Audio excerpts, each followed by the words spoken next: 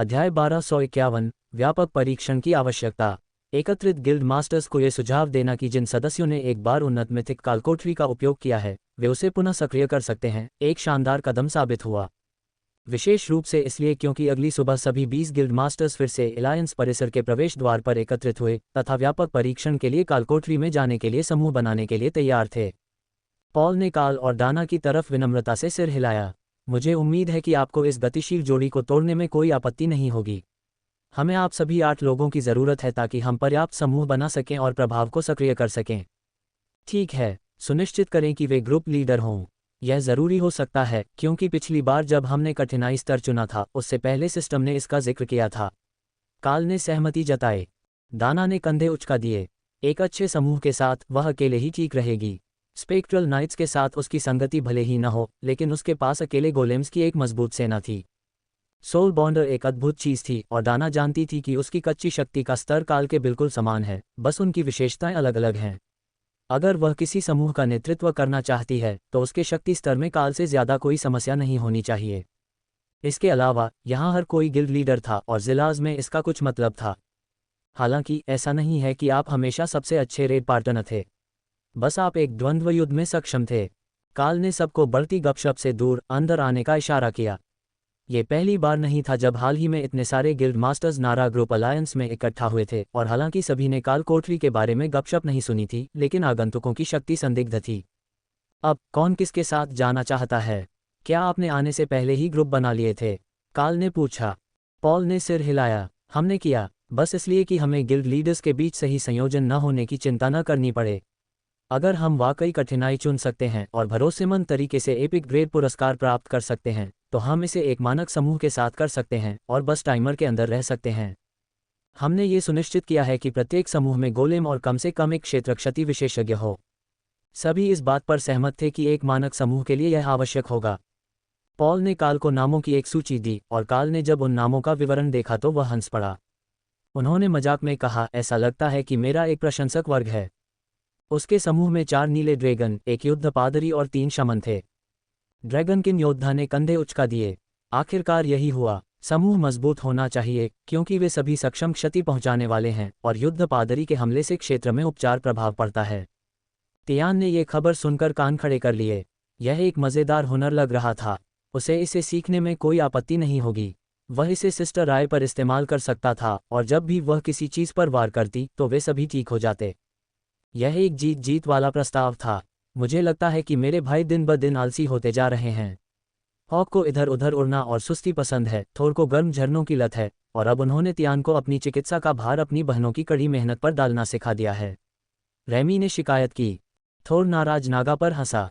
ऐसा नहीं है कि मैं आलसी हूँ, गर्म पानी बहुत अच्छा है। ऐसा मत दिखाओ कि तुम 10 मिनट पहले तक वहाँ थे ही नहीं।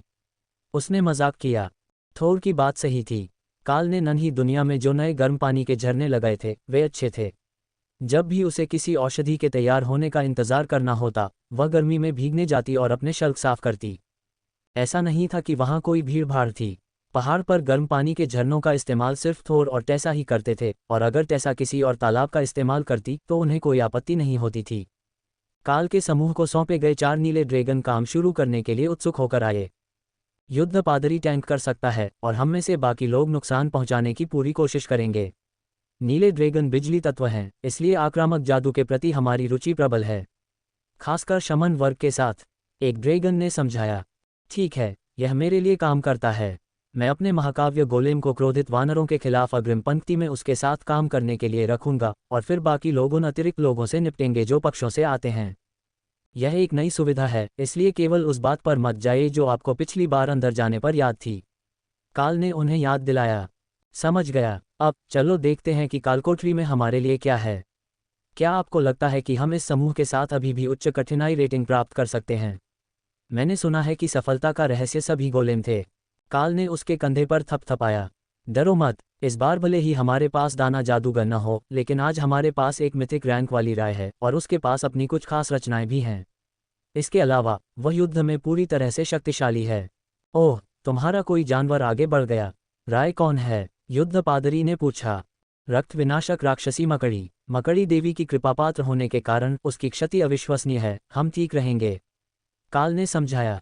ड्रैगन वास्तव में कुछ नया करने के अवसर पर ऊर्जा से काम रहे थे, इसलिए काल ने मध्यवर्ती चरणों को छोड़ दिया और बस तहखाने के प्रवेश द्वार के पास एक पोर्टल खोल दिया, जिससे दुर्भाग्यवश वे एकत्रित पत्रकारों और दर्शकों के बीच में आ गए। क्या ये सच है कि आपने इस कालकोठरी में लूट को बेहतर बनाने का कोई तरीका ढूंढ लिया है? क्या इसे दोहराया जा सकता है? इसमें कितना सुधार हुआ? आपके रहस्यों पर कोई टिप्पणी, महोदय? क्या ये सच है कि आपके शयनकक्ष कौशल के कारण आपको मॉन्स्टर मैन कहा जाता है? सभी पत्रकार एक साथ चिल्लाए। इनमें से एक प्रश्न अन्य प्रश्नों जैसा नहीं था। हाँ, इसमें आधे रैंक का सुधार हुआ है। हमारे रहस्यों पर कोई टिप्पणी नहीं, और शायद। काल ने उत्तर दिया, फिर कालकोठरी की ओर एक लंबा कदम बढ़ाया, जबकि सभी ड्रैगन हंस पड़े। उसकी पत्नी एक दिव्य लोमड़ी है, एक ड्रैगन ने चुपचाप पत्रकारों को बताया। इससे गपशप का एक नया दौर शुरू हो गया, क्योंकि मीडिया जगत में हर कोई जानता था कि ड्रैगन किसके बारे में बात कर रहा है। आसपास ज्यादा दिव्य लोमड़ी लड़कियां नहीं थीं। डाना हाल ही में विंटर फेस्टिवल के फैशन शो में ओवरऑल रैंक पर थी, लेकिन एक महीने से भी कम समय बाद वह माइथिक रैंक पर वापस आ गई थी। इसलिए उसकी शादी काल से हुई, जो खुद भी माइथिक था। इसका मतलब था, यह एक आत्मिक बंधन था, या ऐसा ही कुछ था। ये समझाने का कोई अन्य विश्वसनीय तरीका नहीं था कि वह एक महीने से भी कम समय में 2 रैंक कैसे आगे बढ़ गई। कालकोठरी में प्रवेश करते ही काल रुक गया और सभी के बाहर आने का इंतजार करने लगा। आज थोर भी उनके साथ शामिल हो गया था, जो कि हाल के दिनों में एक दुर्लभ परिवर्तन था, क्योंकि वह टेसा के साथ अपने शांतिपूर्ण अकेले समय का भरपूर आनंद ले रहा था। जल्द ही काल को पादरी और बेहेमोथ से शादी के मामलों पर या उनके रिश्ते की दिशा के बारे में बात करनी होगी। वह भले ही दुनिया का सबसे जिम्मेदार नेता न हो, लेकिन वह अपने साथियों के बीच एक निकम्मे पिता के साथ नहीं रहना चाहता था। इस विचार पर थोर ने मनोरंजन में नाक सिकुड़ी। ऐसा कोई तरीका नहीं था कि वह अपने नवजात बच्चों को छोड़ दे। रे ने अपने स्पेक्ट्रल नाइट्स और गोलेम्स को बुलाने से ठीक पहले ड्रैगन प्रवेश कर लिया था। काल ने जो देखा, उसके अनुसार मिथिक रैंक में उन्नति से उसके कौशल या शारीरिक गठन में कोई बड़ा बदलाव नहीं आया था, लेकिन उसकी बेहतर शक्ति के स्तर के साथ उसके नुकसान में अभी भी एक बड़ी वृद्धि होनी चाहिए। आप क्या कठिनाई चाहते हैं? युद्ध पादरी ने पूछा। रे ने उसे ऐसी नज़र से देखा कि उसका खून खौल उठा। मकड़ियों के पारंपरिक भाव भले ही न हो, लेकिन उसे पूरा यकीन था कि वह वहां तबाही मचाना चाहती थी। काल ने हंसते हुए कहा कि कैरा एक जूता दिखाने के लिए रे के सिर पर खड़ी हो गई। खैर, सारी मुश्किलों के लिए 2 वोट। क्या आप सबने भरपेट नाश्ता किया? अगर हम ऐसा करते हैं तो आखिरी बॉस अमर होगा, लेकिन सबसे अच्छी लूट भी अमर होगी। चारों नीले ड्रैगन उत्साहित नज़रों से देखने लगे और फिर सिर हिलाया। अगर आपको लगता है कि हम ये कर सकते हैं, तो हम आपकी योजना पर चलेंगे। डंगॉन लेवल 6 संलग्न। कैरा ने खुशी जताई। अमान्य टीम सदस्य सिस्टम ने उसे सूचित किया। कैरा ने मैसेज पर कड़ी नज़र डाली। जब वह डेव के साथ खेल रही थी, तब तो ये काम कर गया था। अब वह अधिकतम कठिनाई स्तर क्यों नहीं बढ़ा सकती? काल हंसा और अपना सिर खुजलाया। स्तर 5 ठीक है, उसने कहना शुरू किया, लेकिन रे ने उसे घूर कर देखा। वह 2 बार चूकने वाली नहीं थी। ठीक है, डंगॉन अधिकतम कठिनाई। काल ने सहमति जताई। उपयोगकर्ता के अनुरोध पर सुरक्षा सीमाएं बदली जा सकती हैं। कठिनाई स्तर 6 चुना गया है। ड्रैगन चिंता से काल को घूर रहे थे। उन्होंने कहा था कि मुश्किल है, लेकिन कालकोठरी में सुरक्षा चेतावनी पाने के लिए आपके पास कौन सा विकल्प था? इन सब में जान का खतरा था। राय ने खुशी से जयकारा लगाते हुए आगे बढ़ते हुए गोलेम्स को युद्ध में आगे बढ़ाया और केवल बॉडीगार्ड्स को काल और ड्रैगन के साथ छोड़ दिया। फिर उसने अपनी नई क्षमताओं का परीक्षण करना शुरू कर दिया, जबकि काल ने ड्रैगन को प्रतीक्षा करने का इशारा किया। उसे 10 सेकंड का समय दो, यह उसकी उन्नति के बाद पहली लड़ाई है। हमें इसमें शामिल होने से पहले उसे अपनी ताकत देखने का मौका दो, उन्होंने समझाया। राय ने पहले क्रोधित समूह की ओर सब कुछ खींच लिया और फिर रक्त विनाश से भिड़ गईं। टोटेम रैंक वाले वानर लगभग तुरंत ही फट गए और राय की क्षापित रानी क्षमता की बदौलत रक्त गोलेम के रूप में फिर से खड़े हो गए। वे क्रोधित मिथिक रैंक वानरों के विरुद्ध तोप का चारा थे, लेकिन उसने उन्हें अन्य टोटेम रैंक वानरों के साथ लड़ाई करने के लिए आगे भेज दिया। फिर काल और अन्य लोग युद्ध में कूद पड़े और वानरों पर दूर से मार करने वाले कौशलों का प्रयोग करने लगे, जबकि युद्ध पादरी ने पवित्र क्षति की कमजोरी का फायदा उठाते हुए अपने चारों ओर पवित्र भूमि का उन्नत संस्करण सक्रिय कर लिया। इससे समूह में उपचार की एक सतत धारा प्रवाहित होने लगी और त्यान खुशी से हंसने लगा, क्योंकि वह इस प्रभाव का अध्ययन कर रहा था तथा ये सीखने का प्रयास कर रहा था कि इसे कैसे दोहराया जाए। यह उतना ही अच्छा था जितना उसने उम्मीद की थी, लेकिन उसने पवित्र भूमि के बारे में नहीं सोचा था। वह उस हुनर का भी इस्तेमाल कर सकता था और इससे वह अपनी बहनों का बेशर्मी से फायदा उठाए बिना पूरे समूह में उपचार बांट सकता था। जब टोटेम रैंक वाले वानरों का अगला समूह गंभीर रूप से घायल हो रहा था तो रेड शैडो स्टेप ने युद्ध से दूरी बना ली और सब कुछ मारने के लिए फिर से ब्लड डिस्ट्रक्शन का इस्तेमाल किया और अपने पास मौजूद ब्लड गोलेम्स की संख्या को 2 गुना कर दिया। वह कौशल टूट गया है। युद्ध पादरी हंसा जब उसे समझ आया कि कालकोठरी के लिए रे की योजना क्या थी। अब उसके पास 50 ब्लड गोलेम थे और उनमें से 5 मिथिक रैंक के थे। फिर टीम ने पहले समूह को काट दिया और दूसरे पर हमला किया, जबकि ब्लड गोलेम्स ने एपिक गोलेम्स को अवरोधक के रूप में इस्तेमाल किया ताकि वे फिर से उन्हें बाईपास कर सकें और उनके और बॉस के बीच अंतिम कचरा भीड़ पर हमला कर सकें। कठिनाई दर बहुत तेजी से बढ़ रही है। हमें कालकोठरी पूरी करने में कितना समय लगेगा? युद्ध पादरी ने अपनी चमकती नीली आंखों में उलझन के साथ पूछा। काल ने अपना इंटरफेस जांचा। हमारे पास 15 मिनट में से 12 मिनट बचे हैं। जैसा कि काल को याद आया, पहली बार उन्हें इससे ज्यादा समय लगा था। आखिरी बॉस को हराना एक बुरे सपने जैसा था, लेकिन इस बार कालकोठरी में फेल टाइमर का जिक्र नहीं था, तो शायद उसे पूरा करने भर से इनाम मिल गया और समय पर पूरा करने पर बोनस भी मिल गया। ये राय के मिथिक डेब्यू के लिए बहुत अच्छा होगा। राय के साथ युद्ध में प्रेडेशन तेजी से रैम्पेज के साथ लगातार बढ़ती बोनस क्षति देने के लिए अनुकूलित हो रहा था। इतने सारे हमलों से हुई अतिरिक्त क्षति अविश्वसनीय स्तर तक बढ़ रही थी और दाना के सभी गोलेम के बिना यह और भी अधिक ध्यान देने योग्य थी। यहाँ तक कि मिथिक एप्स पर थोर के हमले भी पहले से ही उल्लेखनीय क्षति पहुंचा रहे थे। एकमात्र समस्या ये थी कि यह केवल 1 मिनट तक चला, इसलिए जब वे बॉस के पास पहुंचे तो अधिकांश ढेर गिर गए। जैसे ही मैं उन टोटेम को साफ कर दूंगा, मैं बॉस पर हमला करने के लिए सब कुछ भेज दूंगा। राय ने काल को सूचित किया। भीड़ को पीछे की ओर भगाओ। हम उन्हें बॉस प्लेटफॉर्म पर ले जा रहे हैं और बॉस से लड़ाई शुरू करते ही हम उन्हें खत्म कर देंगे, काल ने आगे बताया। हैंड लड़ते हुए काल को मानसिक रूप से धक्का देता था। विलय से उसकी क्षति बढ़ जाती थी। ये देखने में भले ही ट्रेन जैसा लगता हो, लेकिन असल में यह एक जीवित हथियार था और इसकी ज़्यादातर युद्ध क्षमता इसे इस्तेमाल करने पर ही आती थी। मैं इसमें शामिल होऊंगा, युद्ध पादरी ने सहमति जताई। तुम यहीं रहो, मैं ड्रैगन रूपी बॉस को टैंक करूंगा।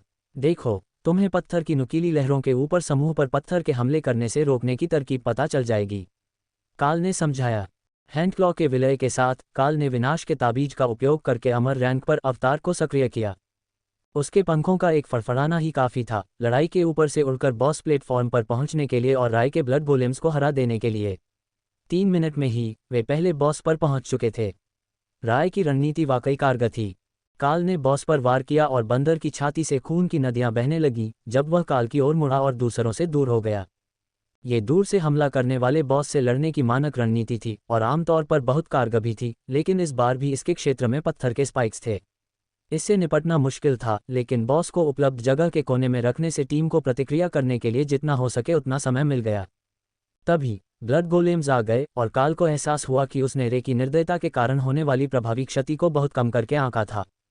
उन्होंने बॉस पर हमला करने के लिए अपनी मुट्ठियां नहीं उठाईं, बल्कि वे बस उसकी पीठ पर कूद पड़े और आत्मविनाश कर लिया, जिससे बॉस को अपने जीवन का कुछ हिस्सा क्षति के रूप में देना पड़ा। मरे हुए प्राणियों की एक के बाद एक लहरें बॉस से टकराती रहीं, उसके स्वास्थ्य को तब तक नुकसान पहुंचाती रहीं जब तक कि वे सभी समाप्त नहीं हो गए और गोलेम्स लड़ाई में शामिल हो गए, जिनका नेतृत्व डार्क एल्वेन किंग्स के हंसते हुए रूप ने किया।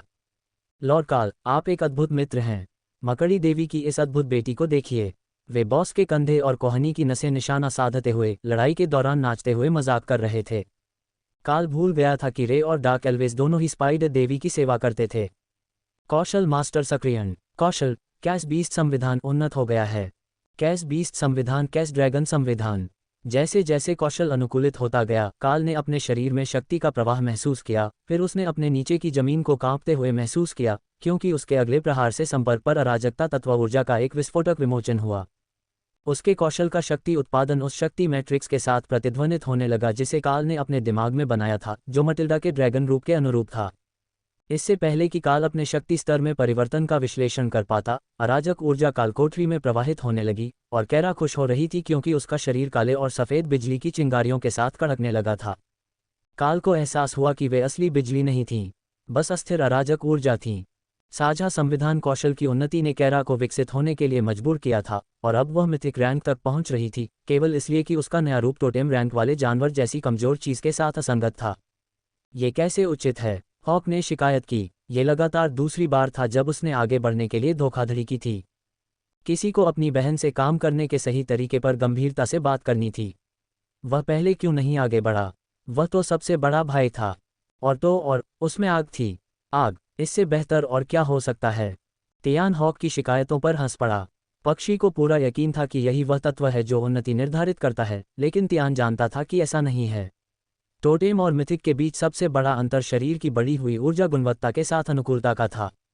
और जबकि हॉक को आग की बहुत अच्छी समझ थी तथा आग के मूलभूत नियम की भी, उसका शरीर उस स्थान तक पहुंचने के लिए कई विकासों से गुजरा था और संभवतः उसे मिथिक रैंक तक पहुंचने के लिए एक और विकास की आवश्यकता होगी। वह पहले से ही दुनिया का सबसे ताकतवर विंड स्पीड हॉक था और शायद अब तक का भी। वह कॉमन रैंक के अंडे से इतनी दूर आ गया था, जबकि वह बस यही उम्मीद कर रहा था कि वह आरोही रैंक तक पहुंच जाए ताकि वह उस प्रशिक्षक से कमज़ोर न रहे जिसने उससे काम तो करवाया लेकिन नाश्ता नहीं लाया। हॉक खुशी से चिल्लाया। वह उस दुष्ट औरत से बहुत पहले ही आगे निकल चुका था। अब उसे बस फिर से आगे बढ़ने का कोई रास्ता ढूंढना था ताकि वह अपनी पानी प्रेमी बहन से आगे रह सके। काल ने उनकी बकवास अनसुनी कर दी क्योंकि बॉस ने पत्थर के स्पाइक्स की एक और लहर छोड़ी जिससे सभी को बचने के लिए मजबूर होना पड़ा। उसकी सेहत तेजी से गिर रही थी और टाइमर में अभी भी 9 मिनट बाकी थे। अगर वे अंतिम बॉस को समय रहते खत्म करने का कोई रास्ता खोज सके तो ये काफ़ी होगा। अमर रैंक में उन्नति इसका सबसे बुरा हिस्सा होने वाली थी। पहला बॉस गिर गया और टीम को बॉस प्लेटफॉर्म से मुक्त कर दिया गया, जिससे रे को भागकर और अधिक ब्लड गोलेम बनाने का मौका मिला। पिछली बार जैसा ही तरीका है, उसे अपने ब्लड गोलेम्स बनाने दो और हम उनका इस्तेमाल आखिरी बॉस पर बमबारी करने के लिए कर सकते हैं। यह अमर रैंक वाला होगा और मेरे पास मौजूद ढेर सारे कौशलों के साथ भी जो हमारे नुकसान को बढ़ा रहे हैं, यह एक खतरनाक लड़ाई है, काल ने समझाया। वानरों की पहली लहर में विस्फोट हो गया और समूह राय की टीम में शामिल होने के लिए आगे बढ़ा। पहले भाग के अभ्यास से सभी को पता था कि टोटेम के आगे बढ़ने के दौरान क्रोधित भीड़ पर ध्यान केंद्रित करना है। हालांकि भीड़ का स्थायित्व पहले से ही काफी बढ़ गया था और राय वास्तव में ब्लड गोलेम्स खो रही थी, जबकि थोर का ज्यादातर ध्यान इटर्नल लाइटनिंग को समूह पर सक्रिय रखने पर था। इतने सारे लोगों के साथ यह आसान नहीं था और वह अभी भी टोटेम रैंक पर था। हालांकि काल आक्रमण करने में व्यस्त था और उसके पास हर उस गोलेम पर नजर रखने का समय नहीं था जो अपनी बाधा खो रहा था। काल भी बिल्ली दानव रूप में वापस आ गया था ताकि वह पूरे रास्ते को अवरुद्ध किए बिना लड़ सके, और इससे उसकी दृष्टि की रेखा थोर की तुलना में बहुत अधिक सीमित हो गई क्योंकि वह अभी भी बेहेमोथ रूप में था। हालांकि इसे थोड़ा कम कर दिया गया था ताकि वह उसी समस्या में न फंस जाए। ब्लड गोलेम्स के नष्ट होने से उनके बॉस की क्षति कम हो जाती, लेकिन इससे उनकी प्रगति भी धीमी हो जाती क्योंकि लड़ाई लंबी खींचती जा रही थी और मार्ग अवरुद्ध हो रहा था। क्षेत्र की क्षति उन्हें जल्दी से साफ कर रही थी और राय रक्त विनाश का उपयोग करके अधिक से अधिक गोलेम को पुनः प्राप्त कर रही थी, लेकिन उसके शिकार गणित के अनुसार ये दुश्मन रक्षात्मक क्षति में कमी को छोड़कर हर चीज में अमर रैंक के थे। वे उससे कहीं अधिक थे जिसे कोई भी मिथिक रैंक कहेगा। तो आधा कदम अमर, अप्राप्त अमर, थोड़ा अधिक स्वादिष्ट मिथिक। आम भाषा को इन चीजों के लिए एक बेहतर शब्द की आवश्यकता थी। अंततः जब अंतिम कुछ वानरों का पतन हो गया तो बॉस का क्रोध टाइमर समाप्त हो गया तथा अमर रैंक पर पहुंचते ही वह काला हो गया। अच्छा सज्जनों, मज़ा तो यही है, अपनी पूरी ताकत लगा दो। अगर इससे कोई बड़ा नुकसान हो जाए तो और भी अच्छा। वे इसके प्रति कमज़ोर हैं, काल ने नीले ड्रैगन को याद दिलाया। तीनों शमनों ने युद्ध की एक जैसी आवाज़ निकाली जब वे युद्ध पादरी के पीछे पीछे मंच पर आए। फिर जब बॉस ने जमीन पर पैर रखा तो वे लगभग नीचे गिर गए और अचानक उनकी नकल हो गई। टाइमर पर 3 मिनट शेष हैं। बोनस कठिनाई सक्रिय। सभी लोग सिस्टम संदेश के तैरते शब्दों को फिर दूसरे अमर राक्षसी वानर को घूर रहे थे। ओह, ये तो बकवास है, युद्ध पादरी ने आह भरी। कैरा उसके पास आकर खड़ी हो गई और उसके पैर पर थपथपाया मानो किसी हार के बाद उसे सांत्वना दे रही हो, लेकिन उसके चेहरे पर एक दांतेदार मुस्कान थी और वह खुशी से चेंसो की घुरघुराहट जैसी आवाज निकाल रही थी। ड्रैगन ने बेजे को उत्सुकता से देखा। अराजकता वाले बेजे की बात सही है, यह नया ज्ञान है, भले ही यह ऐसा ज्ञान हो जिसे हम सीधे तौर पर प्राप्त नहीं करना चाहते। अब हम जानते हैं कि जब आप छठे स्तर की कठिनाई पर समय सीमा के अंतर्गत अंतिम बॉस तक पहुंचते हैं तो क्या होता है। ठीक है, हम अलग हो जाएंगे। मैं एक को टैंक करूंगा, एपिक गोलेम्स दूसरे को टैंक करेंगे। सब लोग उस गोले पर ध्यान केंद्रित करें जिसे गोलेम्स ने पकड़ रखा है, और जब वह नीचे हो जाए तो मेरे गोले पर हमला करने आएं। काल ने निर्देश दिया।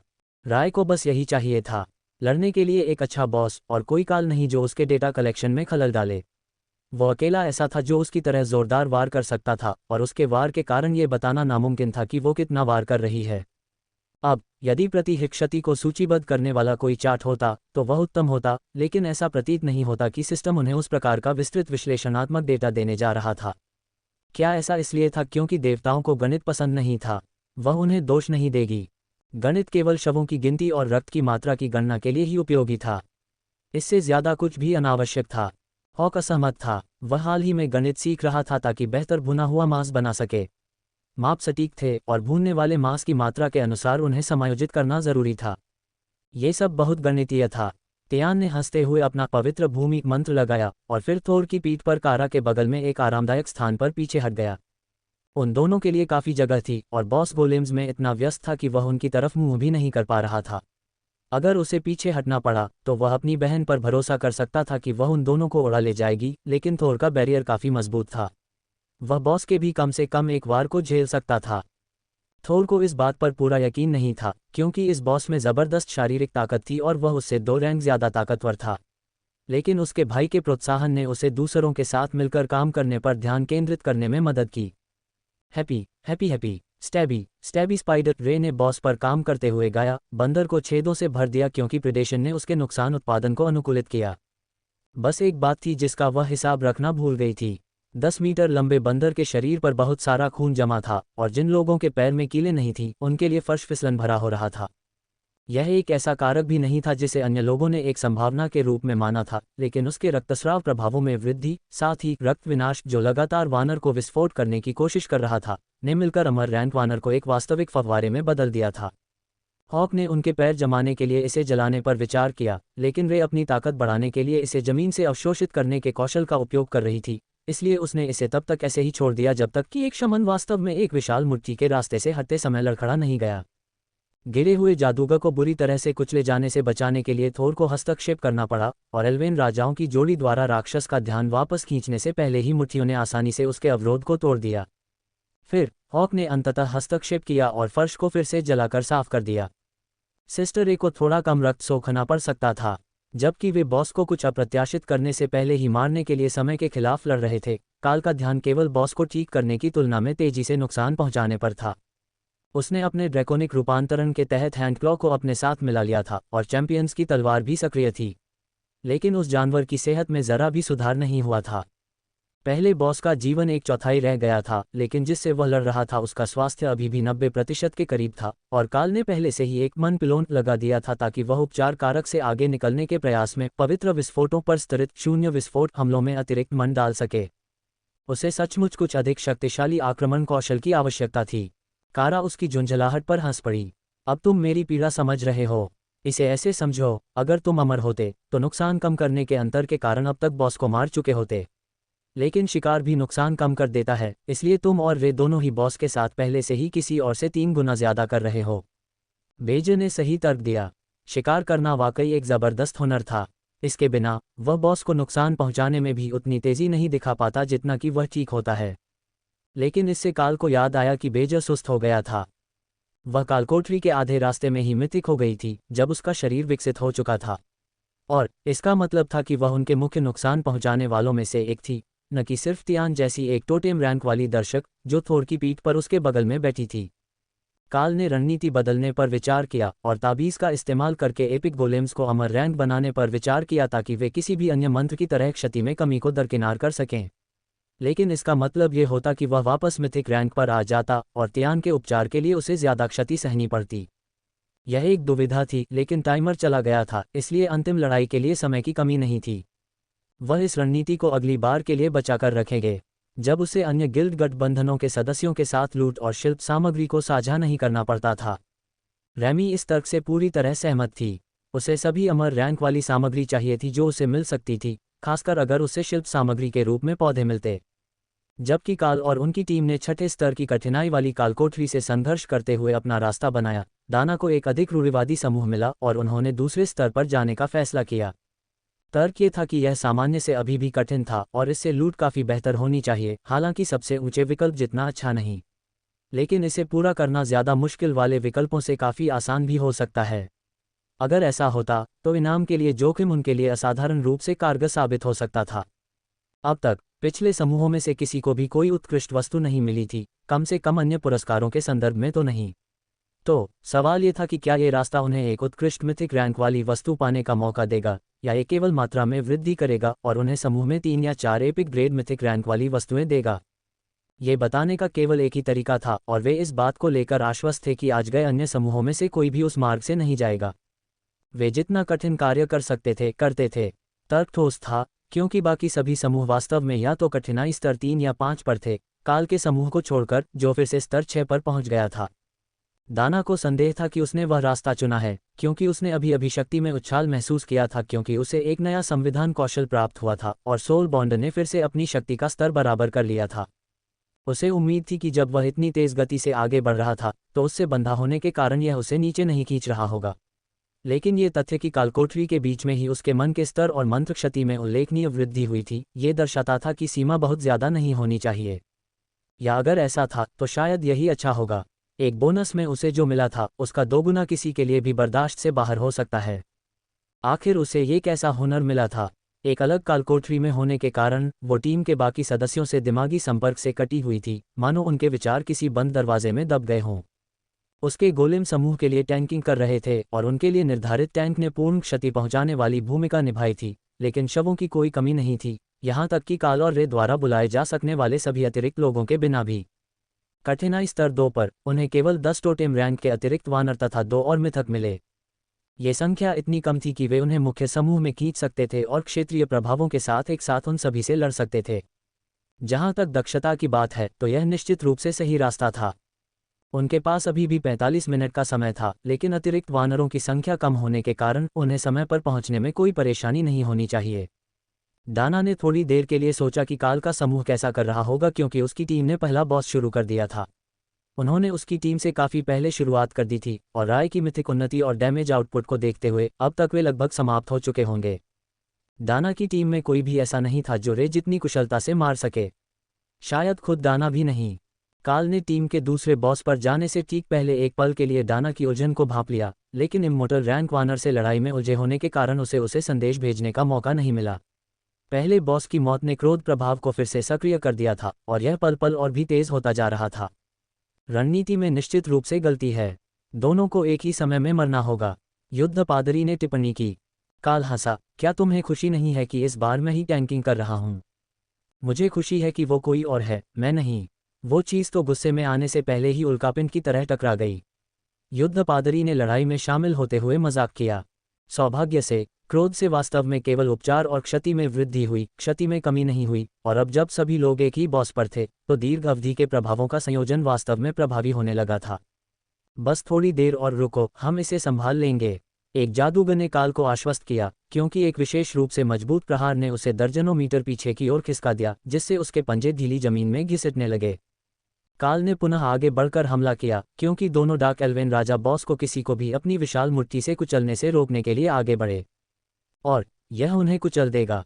क्रोध प्रभाव से होने वाली अतिरिक्त क्षति के कारण अनंत बिजली अवरोध भी कांच का हो सकता है, जिससे हमलों में कोई कमी नहीं आएगी।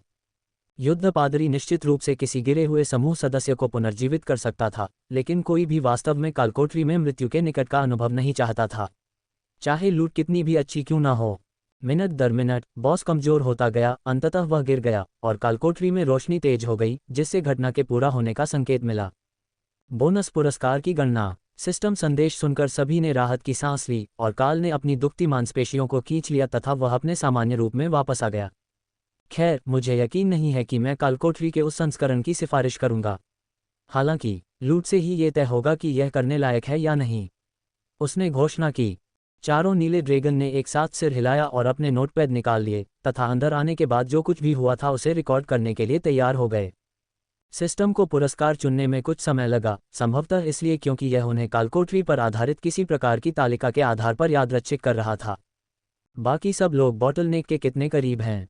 इस तरह के कठिन कालकोठरी में लड़ने से आपके कौशल में अच्छी वृद्धि होनी चाहिए, काल ने पूछा। करीब आते हुए रेमी ने जवाब दिया, लगभग हो गया। ऊर्जा परिवर्तन के बारे में कुछ मुझे भ्रमित कर रहा है, हॉक ने जोड़ा। थोर ने मन ही मन कंधे उचका दिए। मुझे अभी बहुत आगे जाना है, लेकिन मैं अभी अटका नहीं हूं, मैं अभी भी बढ़ रहा हूं। यह एक अच्छा संकेत था। पिछली बार उसे इस बाधा को पार करने के लिए थोड़ी किस्मत पर निर्भर रहना पड़ा था और उसे मिथिक तक पहुंचने के लिए शायद एक और विकास की आवश्यकता होगी, लेकिन ये कुछ हद तक अपेक्षित था। हर जानवर एक ही दर से नहीं बढ़ता और काल की सहायता के बावजूद उनसे ऐसी उम्मीद करना उचित नहीं था। मैं लगभग बॉटलनेक पर पहुंच गया हूं, लेकिन मेरा शरीर छोटा है और पर्याप्त ऊर्जा प्राप्त करना मुश्किल है, तियान ने शिकायत की। किसी बाधा को चुनौती देने के लिए बहुत अधिक ऊर्जा की आवश्यकता होती है, तथा अपनी युवावस्था में उसने अपनी प्रजाति की जन्मजात क्षमताओं को आवश्यक सीमा तक पूरी तरह से विकसित नहीं किया था। ओपल ने काल की तरफ खुशी के रंग दिखाए, जिसका मतलब था कि वह भी बॉटलनेक के पास थी। उसकी ऊर्जा टोटेम रैंक के शिखर के बहुत करीब महसूस हो रही थी, लेकिन सिर्फ तितली ही जान सकती थी कि वह असल में बॉटलनेक पर थी या नहीं। पुरस्कारों की गणना। आपके सफल समापन पर बधाई। सिस्टम ने बॉस के शरीर के ऊपर हवा में चमकते सुनहरे अक्षरों के साथ समूह को सूचित किया। ड्रैगन मुस्कुराए जब उनकी सूची में नई वस्तुएं आईं, और काल ने जब देखा कि ड्रैगन ने उसे क्या दिया है तो वह हंस पड़ा। Greater consecrated ground epic grade Holi defensive क्षमता 50% तक नुकसान कम करता है। होली हमलों से होने वाले सभी नुकसान को 50% तक बढ़ा देता है। रेंज में लक्ष्यों को लगातार होली क्षति पहुंचाता है। उसके पास पहले से ही मंत्र का मूल संस्करण था, और टेसा के पास भी एक ऐसा संस्करण था जिसे स्किल मास्टर ने अपग्रेड किया था। लेकिन मूल संस्करण भी एपिक ग्रेड का था, इसलिए काल सोच रहा था कि क्या इस संस्करण में इसकी रेंज काफ़ी ज़्यादा होगी या ये बस एक साधारण अपग्रेड होगा। लेकिन यही एकमात्र इनाम नहीं था जो उसे मिला था। इसमें दुर्लभ श्रेणी के अमर कवच के कई टुकड़े और कुछ पौराणिक श्रेणी की शिल्प सामग्री भी शामिल थी। क्या तुम्हें कोई महाकाव्य अमर वस्तु मिली? युद्ध पादरी ने पूछा। काल ने सिर हिलाया। मुझे इसके बदले एपिक ग्रेड होली स्किल मिला। Greater consecrate ground. ड्रैगन ने निराशा से आह भरी। मुझे मत बताओ कि तुम इसका इस्तेमाल पहले ही कर चुके हो। क्या आपका व्यापार कौशल शिलालेख लेखन है? काल ने उत्तर दिया। युद्ध पादरी ने सिर हिलाया और काल ने उसके कंधे पर थपथपाया क्योंकि उसने कौशल पुस्तक का उपयोग किया और फॉलो मी लिटिल वन को सक्रिय किया। ड्रैगन की आंखें चौड़ी हो गईं और वह काल की ओर इशारा करते हुए एक कदम पीछे हट गया। तुमने क्या किया? मुझे ये हुनर आता है। तुमने मुझे वह हुनर सिखाया जो तुम्हें आता है। वह हकलाया। देखिए, मैं एक बीस्ट मास्टर चैंपियन हूँ और देवता बीस्ट की परिभाषा को लेकर अपेक्षाकृत ढीले हैं। ड्रैगन गिने जाते हैं, गिल्ड के सभी सदस्य गिने जाते हैं, यहाँ तक कि ज़्यादातर बीस्टिकिन भी वैध लक्ष्य हैं। दरअसल सीमित कारक ये प्रतीत होता है कि आपको कौशल के साथ संगत होना चाहिए। काल ने सहमति जताई। युद्ध पादरी ने कौशल को सक्रिय किया और पवित्र प्रकाश का एक चक्र उसके माध्यम से बॉस लड़ाई क्षेत्र के आसपास के पेड़ों तक फैल गया। ये निश्चित रूप से मूल से काफ़ी बड़ा था। क्षति में कमी और अतिरिक्त पवित्र क्षति भी बेहतर थी, लेकिन बड़े पैमाने पर लड़ाई में यह अतिरिक्त सीमा अविश्वसनीय होगी। मुझे कुछ दुर्लभ श्रेणी के अमर कवच भी मिले हैं, लेकिन वह कोई बड़ी चीज़ नहीं है। काल ने आगे कहा। फिर सिस्टम ने एक और अधिसूचना दिखाई। क्षति की गणना की गई। बोनस पुरस्कार प्रदान किए गए। ये उनकी सूची में नहीं थे। इसके बजाय उन्हें एक लूट का संदूक दिया गया था। यह उनके पैरों के पास था। काल के पास एक साधारण चांदी का संदूक और बाकी सबके पास एक कांसे का संदूक। अच्छा, लगता है हम कालकोठरी को कुछ खास प्रभावित नहीं कर पाए। हम में से किसी को भी स्वर्ण पुरस्कार नहीं मिला। एक शमन हंसा। काल ने कंधे उचकाए। मुफ्त इनाम कभी बुरी चीज नहीं होते। उसने सावधानीपूर्वक चांदी का बक्सा उठाया और ढक्कन उठाकर देखा कि अंदर क्या है। इसमें एक साधारण क्रिस्टल फ्लास्क, एक प्रकार की औषधि थी। समझ की औषधि अमर पद। ये पीने वाले की उस मूलभूत नियम के प्रति आत्मीयता को स्थायी रूप से बेहतर बनाता है जिसके साथ वे उपयोग करने पर संगत होते हैं। रैमी ईर्ष्या से उस औषधि को घूर रही थी। अपनी कीमियागिरी के हुनर से उसका विश्लेषण करना उसकी क्षमता से बाहर था, भले ही उसके पास काम करने के लिए एक नमूना ही क्यों न हो। वह चाहती थी कि वह इसके रहस्यों को जान सके, क्योंकि इससे न केवल मिथकों को अमरता की ओर बढ़ने में मदद मिलेगी, बल्कि उन टोटेमों को भी मदद मिलेगी जो मूल नियम के प्रति अव्यक्त लगाव रखते हैं, लेकिन मिथक की स्थिति की ओर बढ़ने के लिए इसे नहीं समझते। यहाँ तक कि उसकी औषधि, जो लोगों को अधिपति का दर्जा पाने में मदद कर सकती थी, उसकी कीमत भी उसके बराबर नहीं थी। अन्य सभी बक्सों में एक अमर रैंक महाकाव्य वस्तु थी, जिसने तुरंत ड्रैगन का ध्यान काल के हाथ में पकड़ी हुई औषधि की ओर आकर्षित कर लिया। नए ज्ञान का आकर्षण, जो सिस्टम किसी अमर रैंक महाकाव्य वस्तु से भी ज्यादा मूल्यवान समझ सकता था, लाजवाब था। उनमें से किसी में भी औषधि की सामग्री का विश्लेषण करने की क्षमता नहीं थी, हालांकि सिस्टम उन्हें यह बताने में खुश था कि इसका क्या प्रभाव होना चाहिए। तो वास्तविक डेटा संग्रह तब होगा जब काल इसे पिएगा। यह शायद ऐसी चीज नहीं है जिसे तुम्हें कालकोठरी से बाहर ले जाना चाहिए, युद्ध पादरी ने कहा। बाकी तीनों ने सहमति में सिर हिलाया। अति दुर्लभ उपभोग्य सामग्रियों का तुरंत इस्तेमाल करना सबसे अच्छा होता है ताकि आपके गिल्ड एलायंस पर ईर्ष्या या डकैती की कोशिशें न हों। उस जोखिम को दूर कर पाना और साथ ही ब्लू ड्रैगन्स को ज्ञान प्रदान करना इस स्थिति में पूर्णता का प्रतीक था। कम से कम उनके मन में तो ऐसा ही था, क्योंकि ज्ञान के देवता के अनुयायी इस तथ्य से घृणा करते थे कि इनमें से ज्यादातर स्थितियां ऐसी होती थीं कि उन्हें कभी पता ही नहीं चलता था। काल ने सिर हिलाया और औषधि अपने मुंह में डाल ली। मूलभूत नियम समझ, मन हेरफेर 50%, लेकिन शक्ति काल तक ही सीमित नहीं थी। यह उसके मन में प्रवाहित हुआ तथा उसमें उपस्थित पशु स्थानों में प्रवाहित हुआ तथा फिर जैसे जैसे पशु सुधरते गए ये प्रतिध्वनित होकर उसके पास वापस आ गया। मौलिक नियम समझ आग 20%, मूलभूत नियम समझ दिव्यता 11%, मूलभूत नियम समझ क्रम 1%। आखिरी बात सुनकर कैरा हंस पड़ी। वह औषधि उसके लिए बिल्कुल अनुपयुक्त थी, अराजकता की पूरी अवधारणा के लिए अभिशाप। लेकिन उस अस्वीकृति ने उसे अराजकता को थोड़ा बेहतर समझने में मदद की, साथ ही काल को व्यवस्था के बारे में थोड़ा समझने में भी। इससे काल को यह भी एहसास हुआ कि उसे औषधि लेने से पहले अपनी संगतता दर की जांच कर लेनी चाहिए थी ताकि उसके पास सटीक संख्याएं हो सकें। ये ठीक था, वह ड्रैगन को खुश रखने के लिए उनके लिए कुछ बना देगा। ये प्रभाव निश्चित रूप से हमारे ईश्वर के ज्ञान जैसे लगते हैं। इनमें नीले ड्रैगन की अनोखी आभा है, एक शमन ने कहा। अन्य लोगों ने सहमति में सिर हिलाया और अपनी बात कही। काल उस नई समझ को सुझाने में बहुत व्यस्त था जो अभी भी उसके मस्तिष्क में घूम रही थी तथा उसे संग्रहित करने के लिए उचित स्थान की तलाश कर रही थी। जानवरों की प्रतिध्वनि एक अप्रत्याशित बोनस थी और ज्यादातर जानकारी उस औषधि से मिली जानकारी से मेल खाती थी जो काल को शुरू में मिली थी। इसलिए ये सामान्य से ज्यादा धीरे धीरे कम हो रही थी, लेकिन उनमें से किसी को भी इसका अंदाजा नहीं था। उन्होंने यह मान लिया कि यह औषधि आमतौर पर इसी तरह काम करती है। काल ने अपनी मांसपेशियों से एक शक्तिशाली औषधि की झंझनाहट को दूर किया, फिर ड्रैगन को इसके प्रभाव के बारे में समझाने के लिए तैयार हो गया। इस औषधि ने मुझे मन संचालन के मूल नियम की 20% अतिरिक्त समझ दी।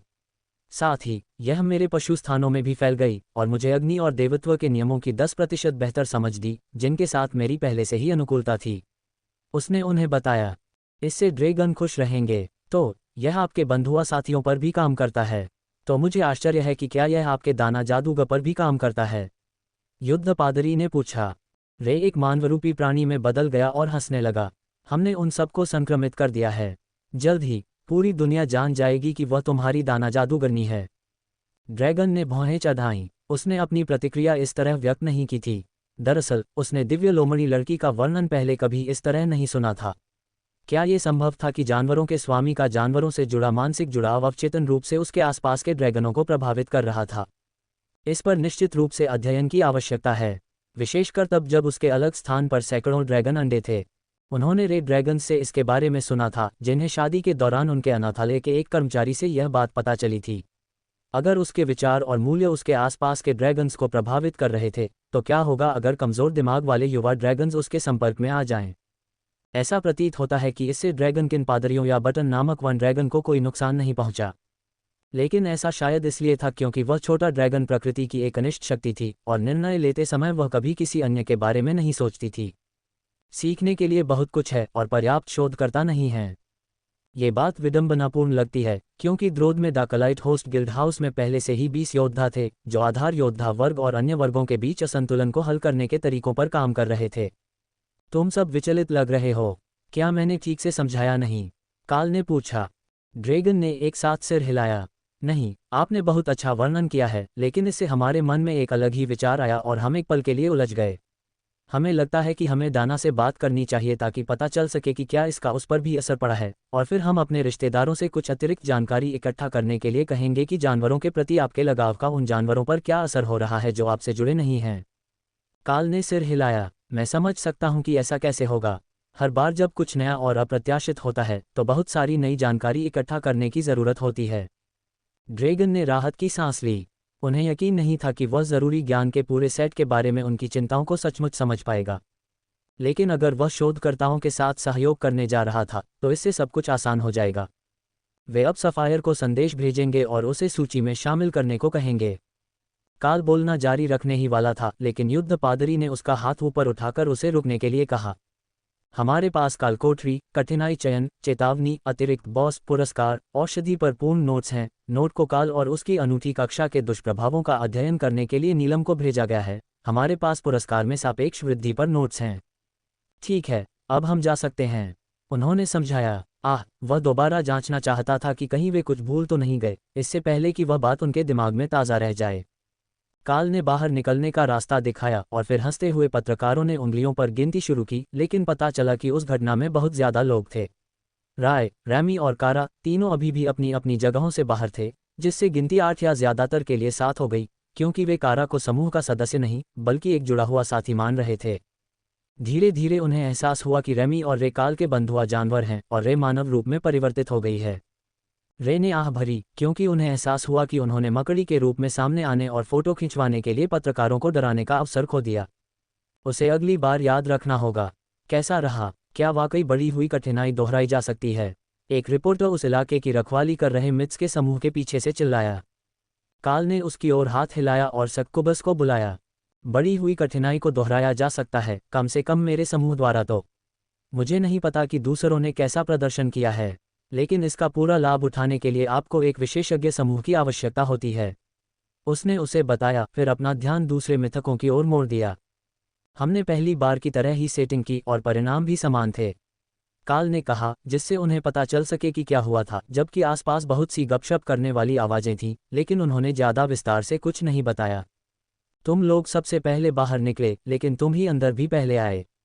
तुमने बहुत अच्छा समय निकाला, गेट पर खड़े योद्धा ने उन्हें बताया। अभी तक कोई भी बाहर नहीं आया है, काल ने पुष्टि की। योद्धा ने अपना सिर हिलाया। नीले ड्रैगन मुस्कुराए। इसका मतलब था कि वे यहाँ बाकियों का इंतजार कर सकते थे और यह सुनिश्चित कर सकते थे कि हर समूह का एक प्रतिनिधि उनके साथ मौजूद हो जो उन्हें सीधे जानकारी दे सके। बिल्कुल सही समय। अगला समूह वह था जिसका नेतृत्व डाना कर रही थी, जो थोड़ा आश्चर्य की बात थी। वे दूसरे नंबर पर नहीं आए थे, बल्कि बहुत बाद में आए थे। हालांकि वे केवल 5 मिनट के अंतराल पर ही अंदर आए, बस इतना ही कि यह सुनिश्चित हो सके कि दोनों समूह एक दूसरे के काम में दखल न दें या मीडिया फोटो सत्र में बाधा डालना। हमने एक कम, लेकिन फिर भी बेहतर कठिनाई वाला संस्करण बनाया। यह उम्मीद के मुताबिक आसानी से चला। इनाम अच्छे थे। मैं गिल्ड हाउस में रिपोर्ट करने में आपकी मदद करूंगी। दाना ने जिज्ञासु ड्रैगन को उनके पूछने से पहले ही सूचित कर दिया। इस स्थिति में जानवरों से जुड़ा होना एक बड़ा फायदा था। जैसे ही वे कालकोठरी से बाहर निकलेंगे और बाहरी मानसिक संबंधों पर लगा प्रतिबंध हटेगा, उसे पता चल गया था कि उसके साथ क्या होने वाला है। जिज्ञासु नीले ड्रैगन ज्यादातर हानिरहित होते थे, और जब आप उनसे जानकारी छिपाने की कोशिश नहीं करते थे तो वे पूरी तरह से हानिरहित होते थे। दाना के मन ने उन्हें लोड्स के एक ज्यादा जिम्मेदार संस्करण के बराबर समझा, जिस पर राय हंस पड़ी। लेकिन कैरा को लगा कि शायद वह कुछ बात पर पहुंच गई है। बाकी समूह हर कुछ मिनट में बाहर आ रहे थे, क्योंकि वे बराबर दूरी पर थे और सभी ने एक ही कठिनाई वाला प्रश्न चुना था। इससे अफवाहें फैलने लगीं और जब तक वे सभी नारा समूह के अलायंस हाउस में परीक्षा की समीक्षा के लिए लौटने को तैयार हुए, तब तक वहां भारी भीड़ जमा हो चुकी थी। यह अविश्वसनीय लग रहा था कि मिथिक डेंगॉन में कठिनाई को बढ़ाना वास्तव में संभव हो सकता है, लेकिन कोई कारण नहीं था कि कई अलग अलग गिल्ड गठबंधनों के इतने सारे लोग इस औसत दर्जे के डेंगॉन में एकत्र हुए होंगे, अगर यह कम से कम आंशिक रूप से सच नहीं था। यदि वे किसी प्रकार का दांव लगा रहे होते, तो निश्चित रूप से उन्होंने तुलना के लिए उपयुक्त इनाम देने की कम से कम अच्छी संभावना वाली कालकोठरी का चयन किया होता। लेकिन इस बार तो इसमें एक से अधिक मिथिक आइटम ही नहीं दिए गए, और उनमें से अधिकांश तो एपिक ग्रेड के भी नहीं थे। अब नारा ग्रुप के लिए यह अभी भी काफ़ी था। टोटेम रैंक ड्रॉप्स ने बिलों का भुगतान जारी रखा, भले ही यात्राएं कम ही करनी पड़ीं।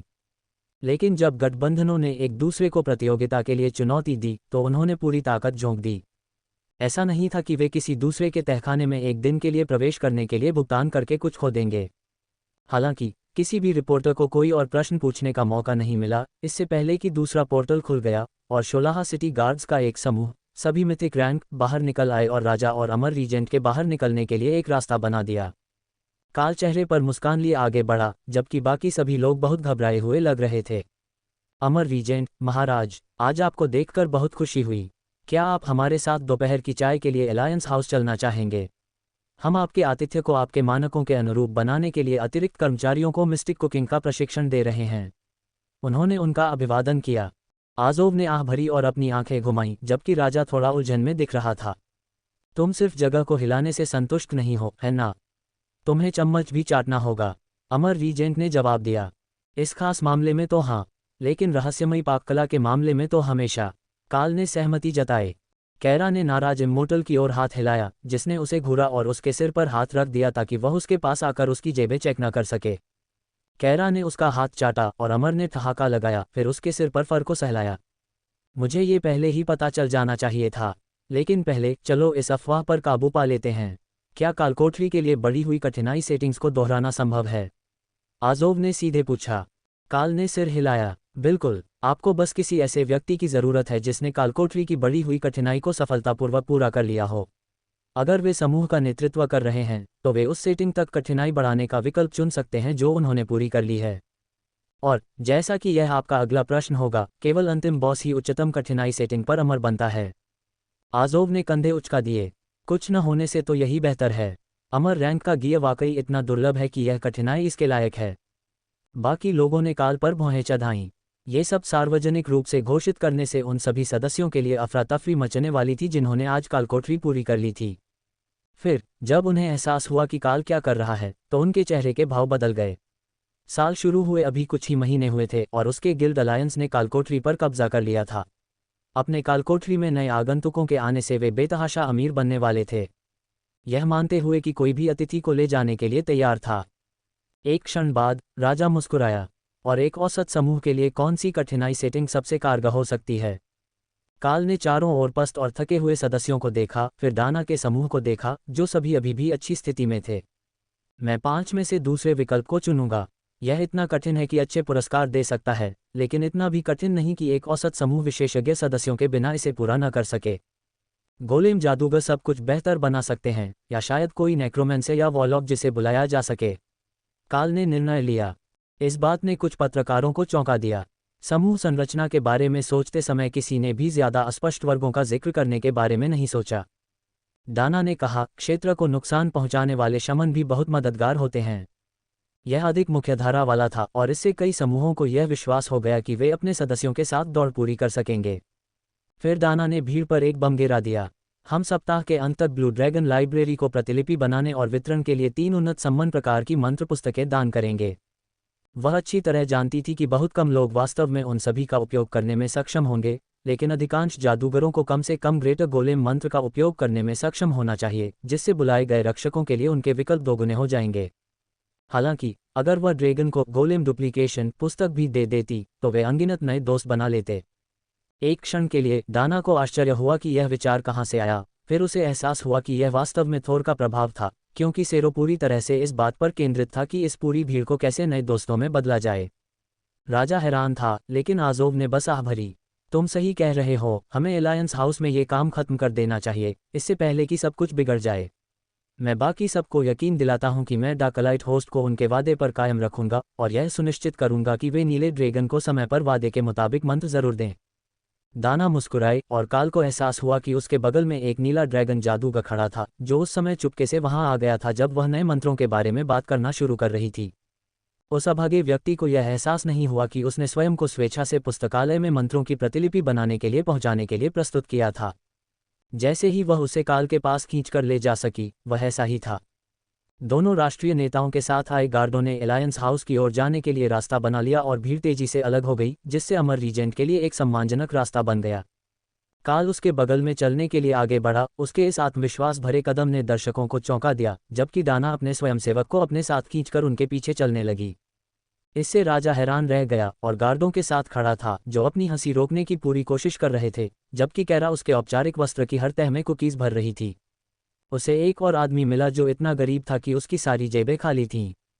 अभागी आत्मा। अलायंस हाउस में वापस आकर आज़ोव ने मित्स की एक बैठक बुलाई, जिसमें वे सभी 40 लोग शामिल थे जो आज कालकोठरी में गए थे। ओपल ने उनके लिए ऊपरी मंजिल पर एम्फी थिएटर की व्यवस्था की थी, जिसमें सीढ़ियों से ऊपर आने पर यह एक प्राचीन संगमरमर की इमारत जैसा प्रतीत होता था। इस दृश्य को देखकर काल को याद आया कि उसने अभी तक अखाड़े की चबूतरे पर जाने के लिए समय नहीं निकाला है, और उसने मन ही मन इसे अपनी प्राथमिकता सूची में ऊपर स्थान दे दिया। तुम क्या योजना बना रहे हो? आज़ोव ने पूछा, जिससे सभी लोग चौंक गए, जिन्होंने सोचा था कि वह कालकोठरी के बारे में सवाल पूछना शुरू करेगा। लेकिन इसके बजाय वह सीधे काल की ओर देख रहा था, मानो ये सब उसकी गलती थी। कुछ नहीं, हमने एक रिकॉर्ड बनाया और जो हुआ सो हुआ, काल ने जवाब दिया। ऐसा नहीं है। अभी अभी मैंने तुम्हारे आसपास का अराजक माहौल महसूस किया है और यह बिल्कुल उस बूढ़ी औरत जैसा है। तुम क्या साजिश रच रहे हो? आज़ोव ने जवाब दिया। बेशक, प्राचीन अमर कैस ड्रैगन के साथ अच्छी तरह से तालमेल बिठा लेगा। और अब जबकि काल का शरीर सुधर गया था और उसकी दिशा में विकसित हो गया था, तो आज़ोव के लिए यह अनुमान लगाना और भी आसान हो गया था कि वह कब कुछ नया सोच रहा है। ओह, मैं सोच रहा था कि मेरे पास जो कौशल है उससे मैं एक कृत्रिम परीक्षण स्थल बना सकता हूं, एक ऐसा अखाड़ा जहां लड़ाके सुरक्षा उपायों के साथ लड़ने के लिए जा सकें। काल ने समझाया। और आप ऐसा क्यों करना चाहेंगे? बेशक, उन्हें आगे बढ़ने में मदद करने के लिए। कालकोठरी आगे बढ़ने का सबसे अच्छा तरीका है, लेकिन एक कृत्रिम परीक्षण मैदान, जैसा कि मैंने गोल्डन ड्रैगन राष्ट्र के लिए बनाया था, दूसरे स्थान पर है। हालांकि मैं इसे एक अखाड़े में भी ले जा सकता हूं, जहां एकल चुनौतियां हो या आगंतुकों के बीच मुकाबला हो। क्या यह मज़ेदार नहीं लगता? इससे मुझे सुरक्षा प्रोटोकॉल भी तय करने, घायल लड़ाकों को अखाड़े से बाहर निकालने और उनका इलाज करने का मौका मिलता है, काल ने समझाया। आज़ोव ने आह भरी। वाह, ये तो वाकई समझदारी की बात है। तुम पर शक करने के लिए माफ़ी चाहता हूँ। मुझे लगा था कि तुम भ्रामक क्षेत्र को लड़ाई में एक जाल की तरह इस्तेमाल करने के तरीके सोच रहे होगे। कैरा मुस्कुराए और आज़ोव ने उसे आंख मारी। उसने ऐसा इसलिए कहा ताकि हम यह अनुमान न लगा सकें कि वह वास्तव में किस बात को लेकर चिंतित था। बेजर ने नोट किया, यदि यह बेजर से भरे भ्रमपूर्ण संसारों से भी बदतर है, तो उसकी कल्पना शक्ति बहुत अच्छी है। दाना ने सहमति व्यक्त की। हम इसे मायावी सांपों से भरा एक नागा दलदल बना सकते हैं जिनमें तत्वों का क्रोध परिवर्तन है। रेमी ने मददगार सुझाव दिया। और कीड़े, हर कोई कीड़ों से नफरत करता है। थोर सहमत हो गया। मुझे समझ आने लगा है कि अराजकता का तत्व आज़ोव को शराब पीने के लिए क्यों प्रेरित करता है। दाना ने मजाक किया। आज़ोव ने अपना गला साफ किया। ठीक है, अब बात खत्म हो गई। अब मुझे कालकोठरी के लिए सभी की भविष्य की योजनाओं की पूरी रूपरेखा चाहिए। जैसा कि आप में से ज़्यादातर लोग जानते हैं, मेरे पास एक निगरानी मंत्र है जो सामाजिक गड़बड़ियों को भांप लेता है, और यह मंत्र इतना शक्तिशाली था कि इसे दर्ज कर लिया गया।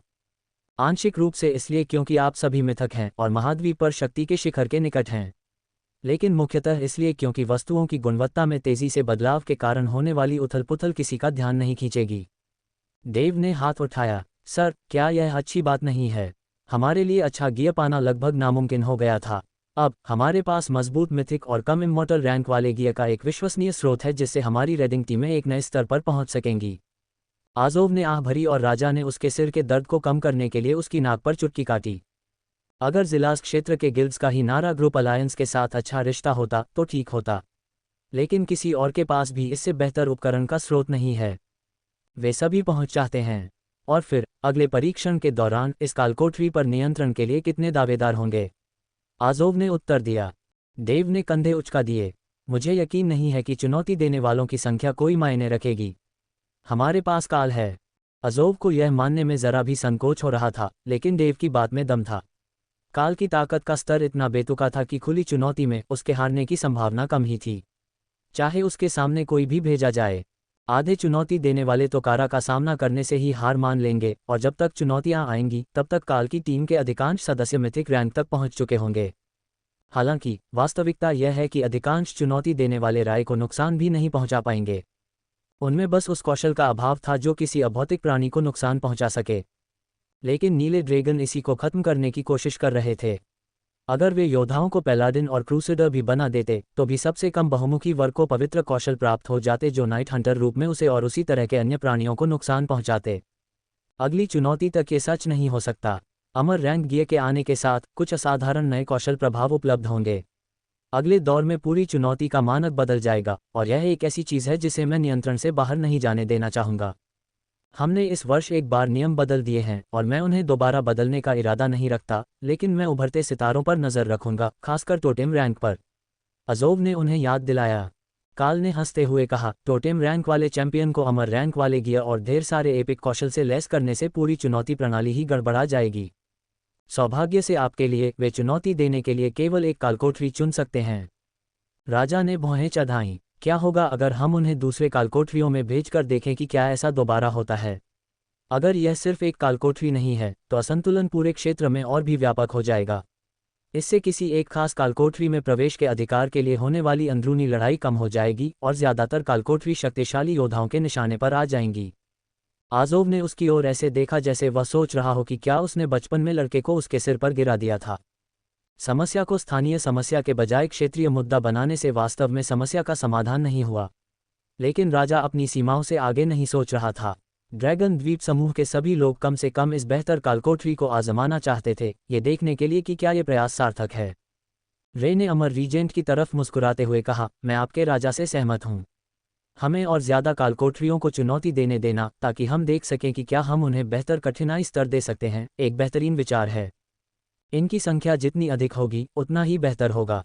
वे सभी वानर नहीं हो सकते और मेरे पास पहले से ही बहुत सारा वानर रक्त संग्रहित है। आज़ोव ने उसके प्रस्ताव पर विचार करते हुए मंच पर हाथ रखा। क्या अन्य गिल्ड गठबंधन अपनी कालकोठरियों को स्वेच्छा से एक परीक्षण के रूप में देने को तैयार होंगे, ये देखने के लिए कि क्या डार्कलाइट होस्ट बेहतर कठिनाई को अनलॉक करने में मदद कर सकता है।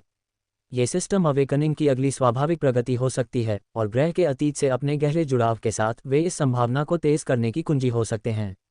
उन्होंने पूछा। ये बात वास्तव में दूसरों को अच्छी लगी। नारा ग्रुप अलायंस के पास पहले से ही काफ़ी अच्छी चीज़ें थीं। उन्हें 2 अलग अलग कालकोठरियों में हार्ड मोड खेलने की क्षमता रखने वाला अकेला खिलाड़ी बनाना बिल्कुल अनुचित था। यदि काल और उनकी टीम अन्य कालकोठरियों में सुधार कर सके तो वे सभी धन में हिस्सा ले सकेंगे। पॉल ने बातचीत सुनकर भौहें चढ़ाईं। इससे पहले कि हम और ज़्यादा कालकोठरियों में कठिनाई बढ़ाने की इस योजना पर सहमत हों, मेरा एक सवाल है। डार्कलाइट होस्ट इसके लिए क्यों राज़ी हो रहा है? उनकी कालकोठरी पहले ही अपग्रेड हो चुकी है। इससे उन्हें क्या फ़ायदा होगा? आज़ोव ने मजाक में नाक भान सिकुड़ी। मुझे 90% यकीन है कि वे मुझे परेशान करने के लिए ऐसा करेंगे। लेकिन बाकी सब इस बात पर ध्यान नहीं दे रहे हैं कि नारा ग्रुप के पास मिथिक और टोटेम दोनों स्तरों पर एक कालकोठरी है, जबकि डार्कलाइट होस्ट के पास खुद ऐसा नहीं है। काल ने कंधे उचकाए और वे मुस्कुराए। उन्होंने आगे कहा, इसके अलावा जैसे जैसे मैं सीखती हूँ कि अधिक प्रकार के जीवों को कुशलतापूर्वक कैसे मारना है, मेरी क्षति भी बढ़ती जाती है। पॉल ने सिर हिलाया। मुझे लगा था कि शायद ऐसा ही कुछ होगा। हर कालकोठरी जो अपग्रेड होती है, अगली चुनौती में किसी मजबूत द्वंद्व युद्ध करने वाले द्वारा ले ली जाने का खतरा होता है। इसलिए हम 1 साल तक की दौलत की गारंटी दे सकते हैं, उसके बाद हमें इसके लिए संघर्ष करना पड़ेगा। लेकिन उसके बाद ये किसी के भी पास जा सकता है। अज़ोव ने जवाब देते हुए बेपरवाही से कहा, हर साल चुनौतियों के दौरान यही होता है। बस फ़र्क इतना है कि अगर आपके गिल्ड का डंगोन बेहतर होता है तो आप ज़्यादा दांव के लिए लड़ेंगे, और आपको चुनौती देने वालों पर बढ़त मिलेगी जिनके पास बेहतरीन गियर तक उतनी पहुंच नहीं है। इससे ड्रैगनकिन थोड़ा शांत हो गया। ठीक है, मैं इस बात से सहमत हूँ। हम कोशिशों के लिए एक कार्यक्रम बना सकते हैं, लेकिन क्या किसी को पता है कि असल में कौन सी चीज़ ज़्यादा मुश्किल पैदा करेगी? पॉल ने पूछा। आज़ोव ने कंधे उचका दिए। पता नहीं। अगर किसी और ने ऐसा नहीं किया है तो इसका जवाब लगभग निश्चित रूप से किसी न किसी तरह का रिकॉर्ड या ताकत का कोई कारनामा ही होगा।